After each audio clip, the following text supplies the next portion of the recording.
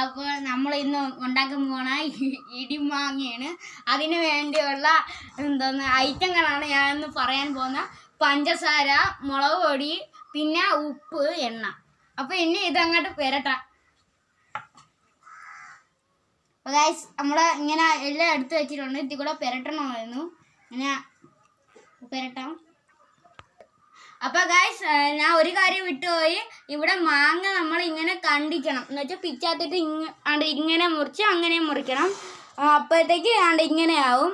അപ്പോൾ ഇതിലോട്ട് നമ്മൾ മസാലയൊക്കെ അങ്ങോട്ട് ഇട്ട് കൊടുക്കാം. മസാലയൊക്കെ അങ്ങോട്ട് പെരട്ടണം. അപ്പോൾ ഗായ്സ് നമ്മൾ കിഴി കെട്ടുകയാണ്. കിഴി കെട്ടാൻ വേണ്ടി നമ്മൾ ഉപയോഗിച്ചേക്കണം വെള്ള ഒരു തോർത്താണ്. അപ്പോൾ വാ ഗായ്സ് വരൂ. അപ്പോൾ ഗായ്സ് നമുക്ക് ഇവിടോട്ട് അടിക്കാമല്ലേ. അപ്പോൾ ഗായ്സ് നമ്മളിത് അടിക്കാൻ പോവുകയാണ്.